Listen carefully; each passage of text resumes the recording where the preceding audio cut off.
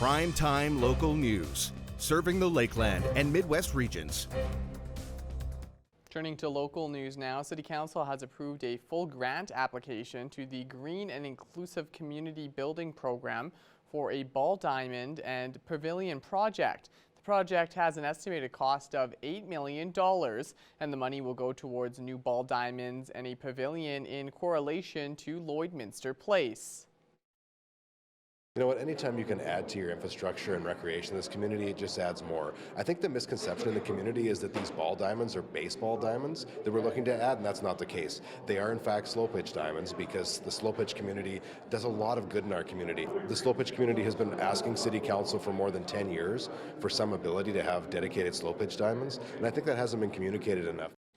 After being denied previously due to unmet standards, the city has made enhancements to the design that meets the federal government's requirements. It's a credit to our staff for finding ways and interesting and new ways to actually get out and apply for these grants, because some people would have applied the first time like we did, didn't get in and not even look at it again. It's a real credit to our staff that they found another way to apply to try and access some of that federal funding. This grant will last for the duration of the project from 2023 until 2026. Residents in recovery are seeing high demand and are looking to raise more funds to support their programs. I'm joined today here on Primetime Local News with Tyler Lorenz from Residents in Recovery. Tyler, it's great to have you here in studio. It's been a while. It has been a long time. Yeah, thank you. So I'll just kind of start off checking in on how things are going at Residents in Recovery. We haven't spoken in a little bit. So what's going on right now? Yeah, it's been a busy year already. Yeah. You know, lots of people coming through. We've actually seen a large uptake in community members participating in our day programming, which has been really positive. It's a great group. All of our programs are full. We have a pretty extensive waiting list still, and yeah, things have been really positive.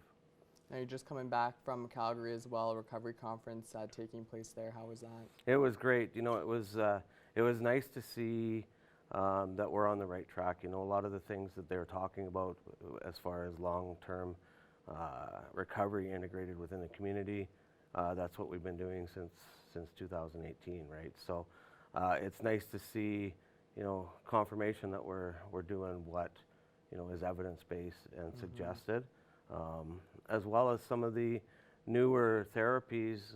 You know, a lot of the vagus nerve stuff, body work. You know, we've been doing that for a couple of years as well. So, you know, all the cutting edge therapies that are being suggested to treatment programs we've been doing as well. So that was really good to see. Now, right before we started this interview, we were kind of talking just a little bit about fundraising and the money you guys get. So you get a little bit, a small amount from the government of Saskatchewan, but a lot of the money that you guys take in is just different fundraisers and from the generosity of this community. For sure. So there's a raffle that's taking place right now, kind of like a spring raffle. I'll get you to talk a little bit about that, and then maybe afterwards we can talk a little bit about what are the projects too that you're hoping to get the money for. Yeah, so we get about 12% of our yearly budget from the Saskatchewan government of the funding agreement.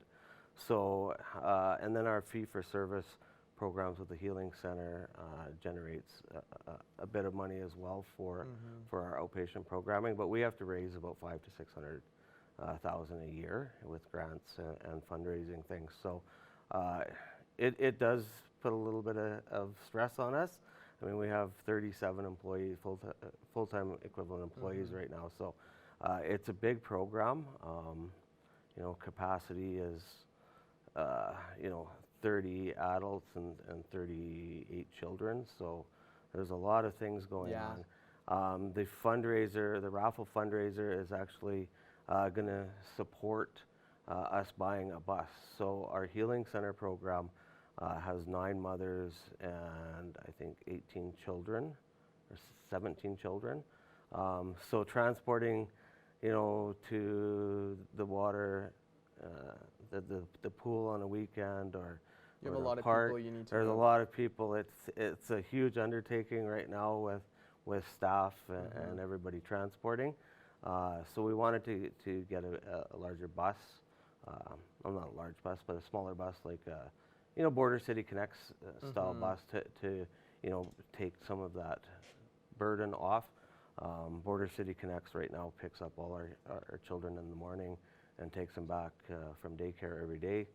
So we really appreciate that alliance, but the weekends are a little bit different. We need to figure that piece out. And so this raffle, tell me a little more about it. How can people take part? Yeah, so it's an online raffle. You can access it through our website. Because we're in this border city, it's open to Alberta residents through the website. But if you're a Saskatchewan resident, you can still take part in the raffle through e-transfer, cash, debit, Visa, whatever. We can do that all at the office. So just email us or give us a call and we can enter a ticket for you. And if you're on the Saskatchewan side, it might be a little harder, but just have to come on down and you can still take part, or just call. I mean, we can process everything electronically as well. There you go. So that's a great way. Hopefully we can get a lot of people taking part in that. That would be great. Down the road a little bit too, there's going to be a golf tournament. Can you kind of talk a little bit about that? That's in June, right? In June, June 22nd. So it's our third annual Summer Scramble for Mental Health. It'll be taking place at Rolling Greens. Again, our tournament last year was a huge success. We're looking forward to building on that experience and even making it better. So that's awesome. Yeah, that's a huge source of revenue for us. We raised 17 grand last year. We're hoping to make 25 this year. So we've COVID's not as much of a thing anymore. So hopefully get a few more people out. That should be a great event. Yeah. I always want to ask too, there's a lot of work that you guys do making a difference in people's lives here in the community. People are out there, they want to support you. Obviously, they can take part in these fundraising opportunities, just straight up donate. Is there any other way people can kind of give back? Yeah, volunteer. I mean, we're starting to take volunteers again. We have a few. Our different programs, a lot of our programs involve children. So it makes it, there's a lot more hoops to jump through in doing that, so we have to be mindful. But even, volunteering for different events, picking up, if people want to drive people to meetings, things like that, we're always looking for people to transport our clients to meetings in the evenings and that sort of thing. So typically we can find a place for somebody. That's awesome. Well, thank you so much, Tyler, for coming in. Thank you. It's great to connect and see what's going on with residents in recovery, and good luck with everything, and hope to talk to you again soon. Awesome. Thanks, Jace. Awesome. Thanks. It might not have been the amount the province wanted, but Saskatchewan has struck an agreement with the federal government for an increase in healthcare funding. Quebec is now the only province to not yet sign. CTV's Wayne Matika has more on what the money means for healthcare here in the province.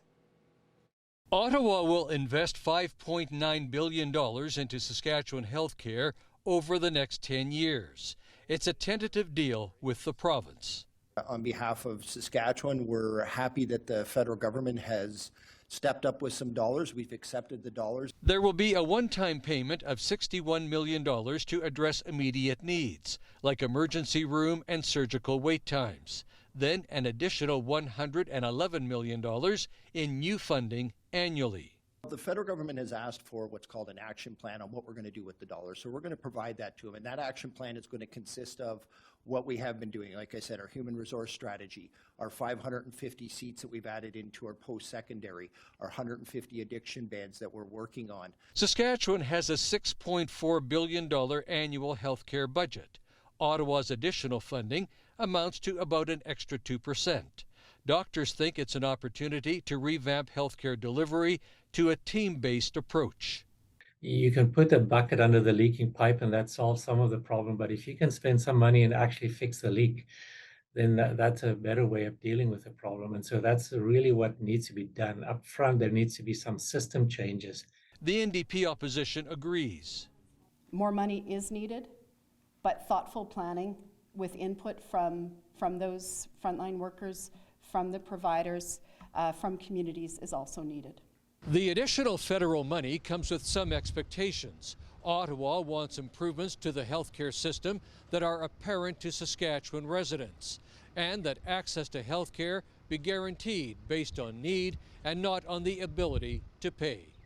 Wayne Mantika, CTV News, Regina.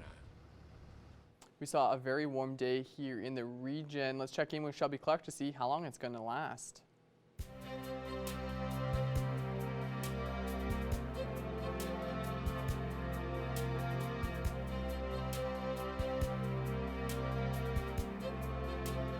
Thank you so much there, Mr. Jace Mackey. Yes, a beautiful day here in the border city, I would say. We were kind of expecting some gloomier conditions, more of a cloudy overcast throughout the day, but we did see a little bit more sun peeking behind those clouds throughout it. So hopefully everybody enjoyed it because, of course, we are just sitting at that 1 degree mark, seeing that plus temperature. I don't think we can really complain too much as we are in March now. So, you know, we have been having a pretty, we've been spoiled for this winter season. I don't think we can complain too much, but we have been seeing some slightly stronger winds for today. But still, with that wind chill, it just feels around -4 to -5 degrees. So a light jacket was even all of that was needed for today. But don't worry, that will be switching up once again on the weekend, unfortunately. Switching over to temperatures across the region for Alberta and Saskatchewan, it is looking quite warm in other areas in our region as well. Like we were saying earlier on there, most spots are seeing those plus temperatures, still seeing those single digits, but of course we have warmed up quite a bit from what we have been seeing earlier on in the week. Most are just seeing around 1 to 3 degree mark for most spots on the Alberta side. Looking up in Lac La Biche and over in Edmonton, just seeing 5 degrees. So those two areas are seeing the warmest conditions compared to the rest as we normally see for Edmonton especially.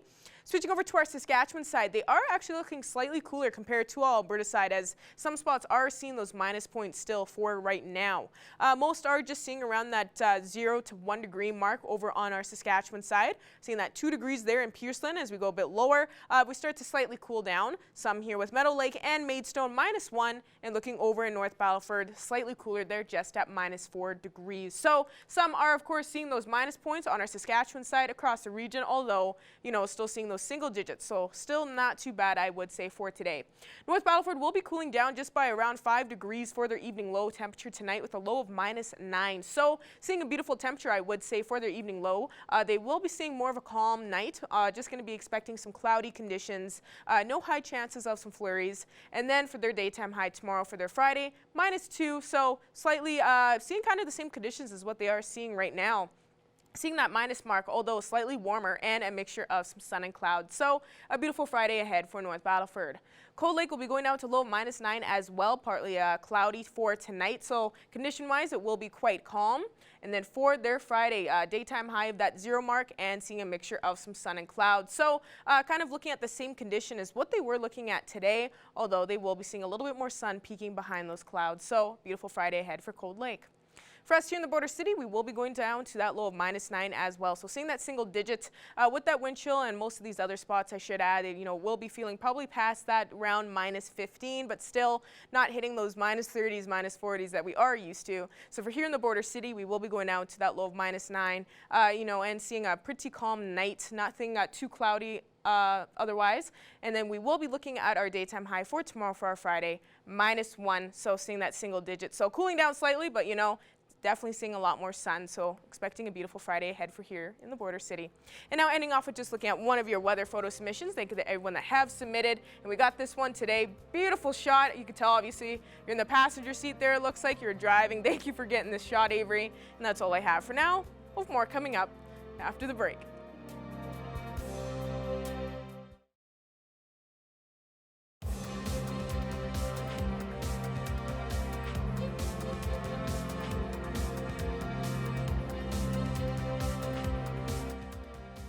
Sports now. As we turn to sports now, the Lakeland Rustlers women's volleyball team will now have the weekend off before heading to Vancouver Island for the CKSA National Championships. Here's Thomas Wildman with more.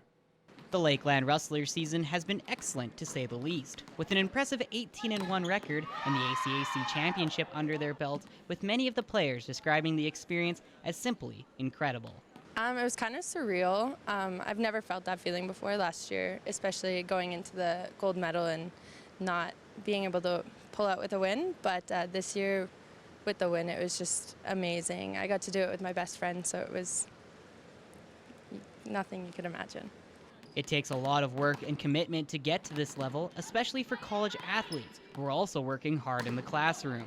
Well, right now we're just trying to recover from provincials. It was very hard on the body and everything, so that, and then with school we have to stay on top of that, so just trying to grind in the classroom and make sure all our grades are good before we leave. The other key to a strong volleyball squad is the team aspect, and head coach Austin Dyer says this team has become so close, they are like a family. With how Lakeland College is set up, the residents being just across the field and most of the athletes all live together there, and so in terms of just of being a team and being with each other, they spend most of the year together, and so we don't have to do a whole lot of extra stuff in the team building category because they spend so much time together already. But on the same front, learning personalities and learning to deal and cope with each other is very, very important, and stuff that we talk about throughout the year. The Lakeland Rustlers will start off nationals taking on Les Rogues de St. Boniface next week. Thomas Wildman, Primetime, Local News. U18 Bobcats are getting ready for the start of their second round of playoffs tonight. The Bobcats are coming off a first-round sweep, playing Fort Saskatchewan in their first round, giving the team tons of confidence. Going through round one was good for us. Playing a team that we knew we could beat was good. We had kind of the upper hand the whole time. So yeah, when things kind of did get out of control, we were able to steady the ship and finish the job. Round 2 is a new matchup for the team. They're playing St. Albert for a 3-game series, a series where Coach Holt has made more of an effort to work on the offensive side of the puck. A lot of it's been on the offensive side of the puck, trying to create more offense. I think our defensive game has been there. It's been more lately the offensive side, trying to create on our 2-on-1s and hit the net and finish.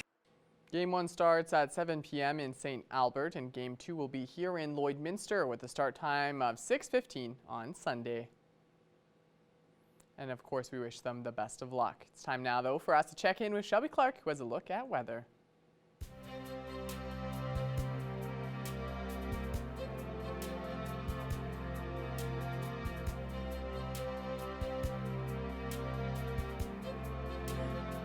Thanks again so much there, Mr. Jace Mackey. Yes, now taking another extended look at your weather forecast. What a switch up we are seeing for today compared to, the last few days. We were looking at those minus points and for the most part seeing those single digits still yesterday. Starting off in the week, we were looking at those double digits as we were looking at those minus 15s, minus 20s. Then we started to move down to those minus 5s to minus 10s. Now we are at that plus temperature once again. So this winter season is definitely spoiling us, I would say. On our Alberta side, most spots are seeing around 3-4 degrees over on this end, 2 degrees over in Edson, while there's 5 up in Athabasca, 1 degree mark over in Jasper. So most spots are kind of sitting around the same range as as we're kind of looking on our Alberta side. But now as we go over to our Saskatchewan side, in our central area, they have cooled down quite a bit. They are kind of seeing the same conditions as what they were looking at yesterday, but they haven't warmed up like what we are seeing on our Alberta side. They are still seeing those minus points and definitely seeing those kind of cool, getting closer to those minus 10s, but not quite there yet. Prince Albert, Melfort definitely looking at the coolest with those minus 5s, minus 3 and minus 2 for North Battleford, and Saskatoon and Meadow Lake is just at minus 1. So at least they are still seeing those single-digit temperatures. Looking over in our northern zone on our Saskatchewan side now, La Loche and Buffalo Narrows definitely have warmed it back up for today with that 3-degree mark as they were looking at those minuses for a couple weeks now. The rest are seeing those minuses, but definitely looking a lot warmer as we are looking at those single digits in most areas.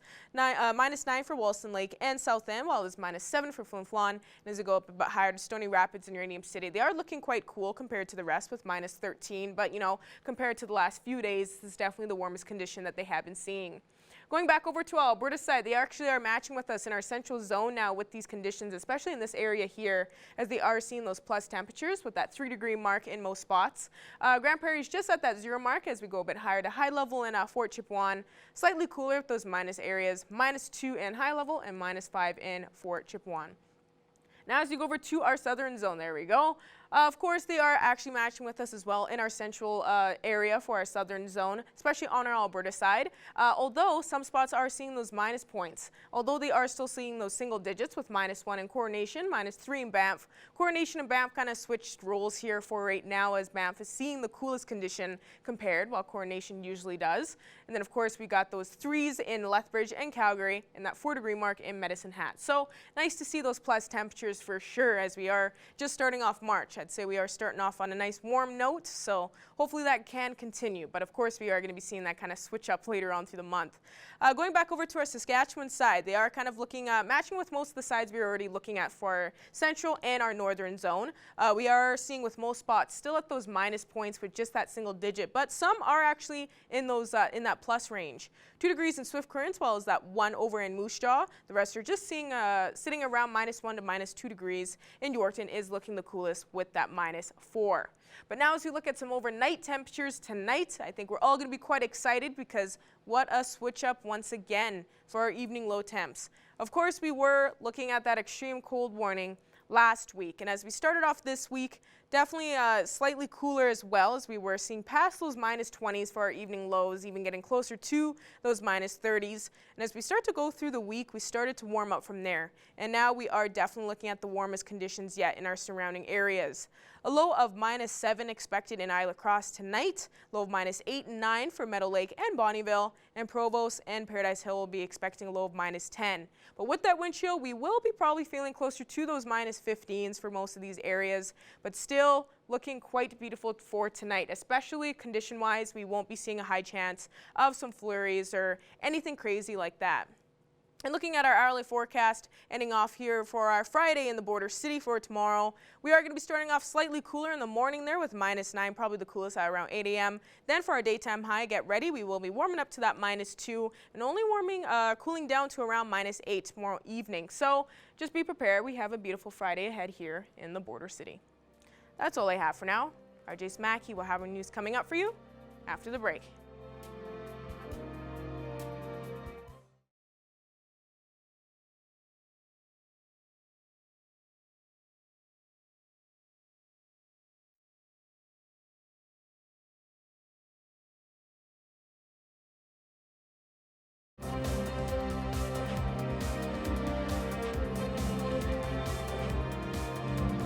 March is Fraud Awareness Month, and we want to do what we can to help people prevent from getting involved in scams and all kind of things that can happen with fraud. So today we are talking to Amira and Kimberly from Synergy Credit Union about fraud awareness, and specifically about identity theft. So we're going to start out, first of all, by talking about identity theft. And can you tell me what exactly is it?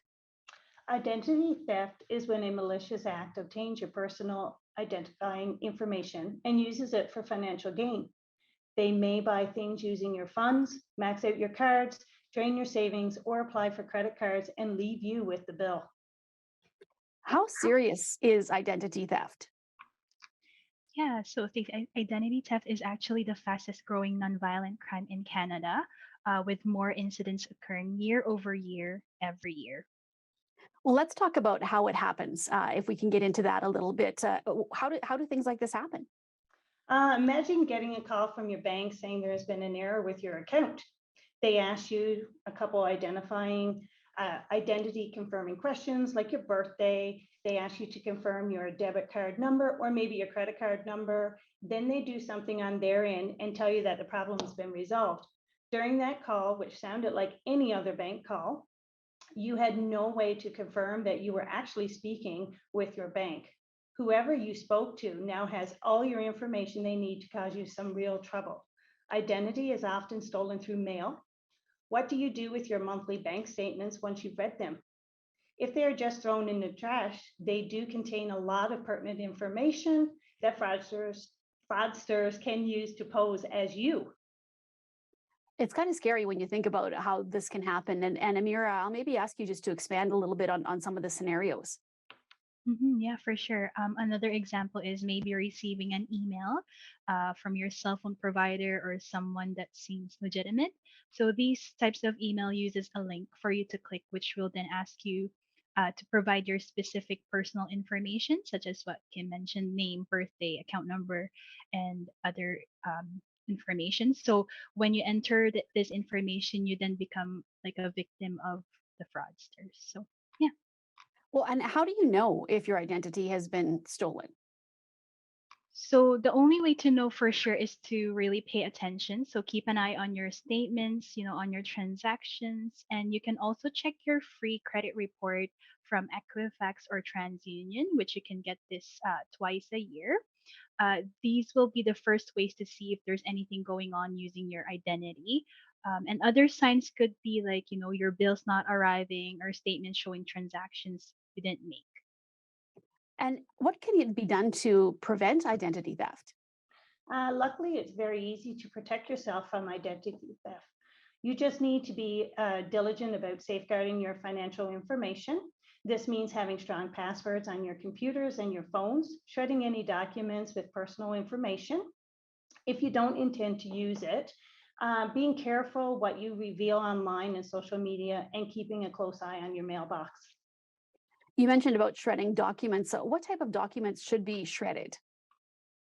Yeah, so if you're not keeping it in a personal filing cabinet or a safe place, you should really consider shredding anything from your bank statements, ATM receipts, any addressed envelopes, pay stubs, resumes, some pre-authorized or pre-approved credit card offers.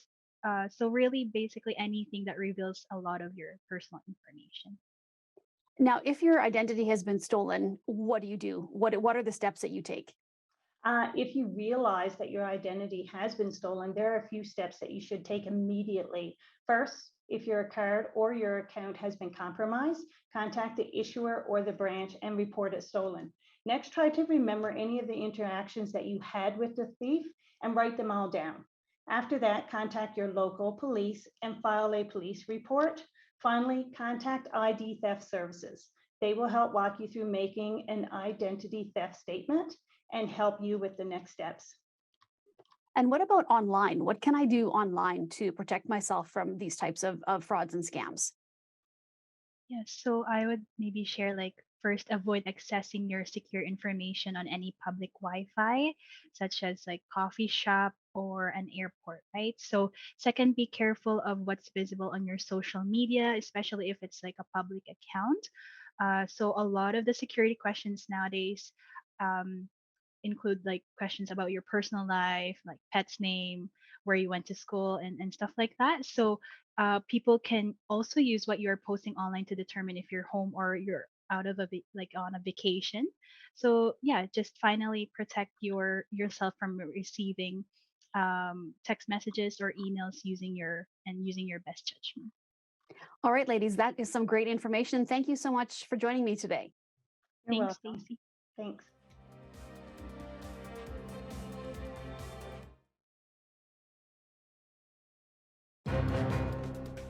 Furniture set and design supplied by Furniture Gallery and Furniture House, downtown Lloydminster. Joining us today for Primetime Local News is Julie Evans with the Kitscoty Community Hall. Thank you so much for taking the time to come in and speak with us today. Thank you. Hello. Yes, we're really happy to be able to have you on here because we are speaking on the Kitscoty Community Hall Annual Dinner Theater. And now this is coming back. So probably the most simple question here is just kind of you explaining, if you can, what this dinner theater is all about. Sure, yeah. So our dinner theater, this will actually be our 16th performance.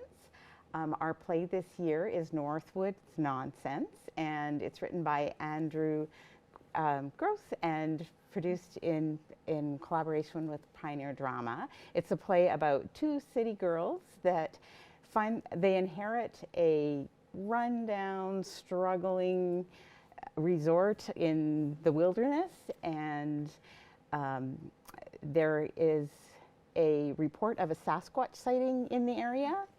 So it results in a band of Bigfoot believers, a really incompetent politician and his staff, as well as a group of reporters with really honestly a pretty interesting variety of skills. And so mayhem ensues, and just lots of laughs and a really fun play this year. No, that sounds really interesting. And I know, this is being brought back now. So how long has it been since it's been able to happen now for a dinner theater? Oh yeah, great question. So we were about 8 or 9 days away from opening night in 2020 when the pandemic was declared. So we went 3 years without, and so people are really excited and have a lot of energy around bringing back our theater this year. Oh no, that's really good to hear. Having that brought back in, I know everybody loves that entertainment in the community and whatnot too. Now, when exactly will the show be for this year? So the show this year is April 14th, 15th, and 16th. So right now we're just selling our corporate tables, and regular ticket sales go on March 18th.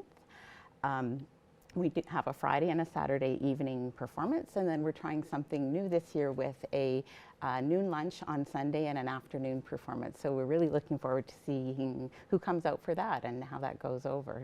Well, no, that's perfect. I was just going to ask like what people can expect now when they want to come and see this dinner theater. Yeah. The food is amazing. We are really famous for our food and our production. So at this point, our creative team is kind of keeping it under wraps. We're not sure what the set's going to look like, but we're all anxious to see. They always come up with something really great. And then our community group gets together the day of the performance and just puts on an amazing spread of fresh foods with salads, desserts, a wide variety, and then a couple of different meats every day. And we're like really kind of famous for the food, actually. It's great. Oh, that sounds delicious. I was about to say dinner and a show, but I guess that's what dinner theater is all about. That's really awesome. That sounds really good. That's coming up. So for people that want to check out some more information, you know, where can they go online just to be able to find out some more? Yeah, either kitscottygcommunityhall.com, or you can email kitscottygcommunityhall@hotmail.com, or just shoot me a text or give me a call. My number is 780-808-1217. Perfect. And I was going to say for previous years when it came to some of these shows, like from seeing some strong support, you expecting to see that for this year coming up? Oh yeah, we always have just a great turnout. We have lots of loyal fans that don't miss a show. Lots of people come just to see the star of our show. So Betty Evans has been the star of our show every year, and Auntie Betty is turning 91 in April, and so she's been performing and drawing big crowds for almost 91 years. Wow. So entertaining audiences. So yeah, we look forward to having a full hall. Well, I'm sure you're going to be seeing lots of strong support, so that's really good. Is there any more you want to add on with the dinner theater that's going to be coming up here? Yeah, a couple of things maybe. I'd love to talk about our volunteer group. One year I counted up the number of volunteer shifts we had in excess of 200 volunteers. So it's so great to see how the community comes together. Our hall really creates a place for people to gather and connect and have a sense of community. So it's nice to see people come out and support the event in this way. And this event allows us, we're a volunteer nonprofit organization, so it allows us to offer reduced rental rates to other organizations. When people are supporting this event, they're supporting really all the groups in our community.